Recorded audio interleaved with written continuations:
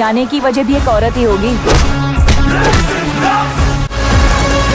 হে high, আমি আরিয়ান। এখন review করব সিংঘাম এগেইন, যে সিনেমাটা দেখার জন্য আমি অনেক দিন ধরে অপেক্ষায় ছিলাম। কজ একটা সিনেমায় এতগুলো স্টার, অক্ষয়, অজয়, তারপর টাইগার, এরপর দীপিকা, এরপর রণবীর সিং। সো একটা সিনেমায় আপনি এতগুলো স্টারকে দেখতে পাচ্ছেন একটা ফিল্মেই। সো এটা দেখার জন্য আমি অনেক এক্সাইটেড ছিলাম এবং অপেক্ষায় ছিলাম যে সিনেমাটা কবে ওটিটি প্ল্যাটফর্মে আসবে। সো ফাইনালি সিনেমাটা আপনি বিভিন্ন ওয়েবসাইট থেকে শুরু করে ওটিটি প্ল্যাটফর্মে পেয়ে যাবেন।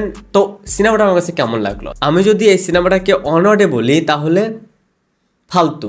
রিসেন্ট টাইমে আমি যতগুলো সিনেমা দেখেছি তার ভিতর থেকে সবচেয়ে বাজে সিনেমা এই সিংঘাম এগেইন। মানে সত্যি কথা বলতে এই সিনেমাটা দেখার পর আমি জাস্ট এটাই ভাবতেছিলাম যে জীবন থেকে কিভাবে 2টা ঘন্টা নষ্ট করলাম। এই সিনেমার কতগুলো বাজে দিক নিয়ে কথা বলবো, মানে বলে শেষ করা যাবে না। প্রথমত এই সিনেমার স্টোরিটা নিয়ে যদি বলি, দেখেন একটা কমার্শিয়াল ফিল্ম যখন আপনি দেখতে যাচ্ছেন, বিশেষ করে সেটা যদি হয় কোনো বলিউডের সিনেমা, এরপর সেই ফিল্মের ডিরেক্টর যদি হয় রোহিত শেট্টি, এরপর সেটা আবার কপ ইউনিভার্স। সো সেই সিনেমা যখন আপনি দেখতে যাবেন বা দেখতে বসবেন, আপনার মাথায় কিন্তু অলরেডি সেট করা যে আপনি খুব বেশি একটা এক্সপেকটেশন নিয়ে সিনেমাটা দেখবেন না, যে গল্পে নতুন কিছু থাকবে, গল্পে আহামরি কিছু থাকবে, আহামরি টুইস্টে থাকবে। এই এক্সপেকটেশন ছাড়াই কিন্তু আপনি সিনেমাটা দেখতে বসেন, কারণ এটা আপনি জানেন যে বলিউডের একটা কমার্শিয়াল ফিল্মে স্টোরি কেমন হতে পারে। বাট এরপরেও যেহেতু একটা ফিল্মে এতগুলো স্টার, কপি ইউনিভার্স, অনেকেই তো আবার সিংঘাম এই ক্যারেক্টারটার ফ্যান, অনেকে আবার রোহিত শেট্টির ফ্যান, সেই জায়গা থেকে হয়তো এই সিনেমাটা অনেকেই দেখতে গিয়েছেন, সিনেমা হলে গিয়ে দেখেছেন। এরপর যারা দেখেননি তারা কিন্তু ওটিটি প্ল্যাটফর্মে আসবে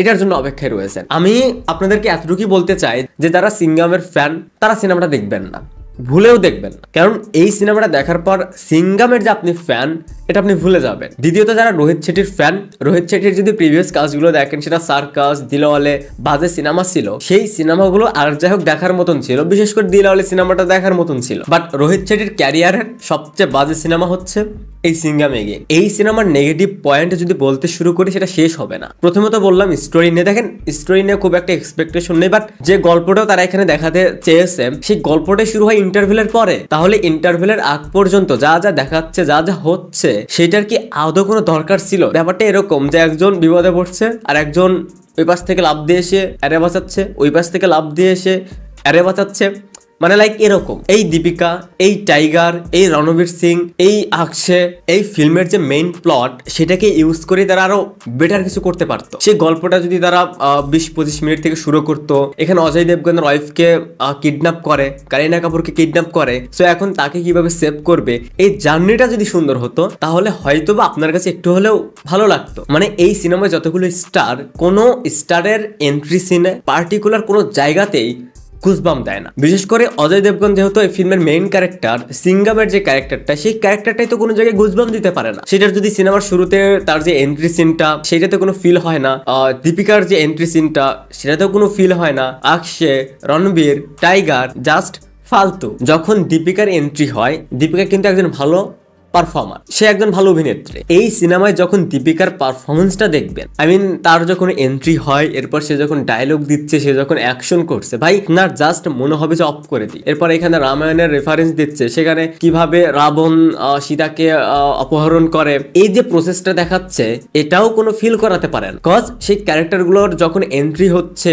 যে টাইমিং এ এন্ট্রি হচ্ছে, কোনো ফিল হয় না, কোনো গুজবাম দিতে পারে না, তাহলে এই যে রামায়ণের রেফারেন্সটা দিচ্ছে সেটা তাহলে কিভাবে করবে? সিনেমাটা যেহেতু এতটা বাজে, তার ভিতর থেকে একটু ভালো আপনি রণবীর সিং এর পারফরমেন্সটা, আই মিন তার কমেডিগুলো কেনে বলতে পারেন, সে ক্রিঞ্জ কমেডি, বাট সে জায়গাগুলো একটু হলে মজা দেয়। দ্বিতীয়ত এখানে যাকে নিয়ে সবচেয়ে বেশি ট্রল বা সমালোচনা হয় অর্জুন কাপুরের পারফরমেন্স নিয়ে, বাট এখানে তার যে ক্যারেক্টারটা, সেই ক্যারেক্টারে তার যে সে যখন হাসিটা দিচ্ছে সেটা ফেক লাগছে, সেই সময় ভালো লাগছে না। বাট সে যখন কোনো এগ্রেসিভ মুডে, সে যখন অ্যাকশনগুলো করছে সেটা কিন্তু ভালো, সেটা দেখতে ভালো লাগে, বা সেই সময়ে তাকে সেই জায়গাটাতে ভালো লাগে। এরপর যেটা ভালো লাগবে,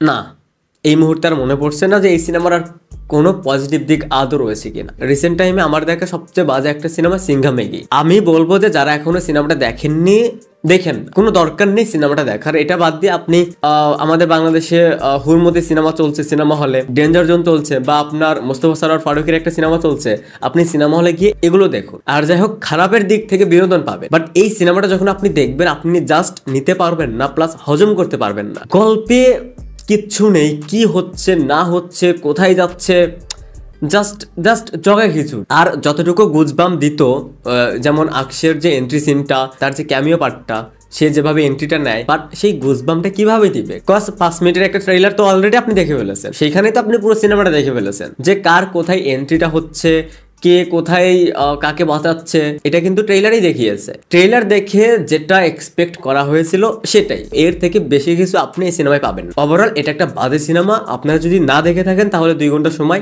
নষ্ট করার কোনো দরকার নেই। আর যারা দেখেছেন তাদের কাছে কেমন লেগেছে সেটা কমেন্টসে জানাতে পারেন। আর বলা যাচ্ছে না। Thanks for watching, by.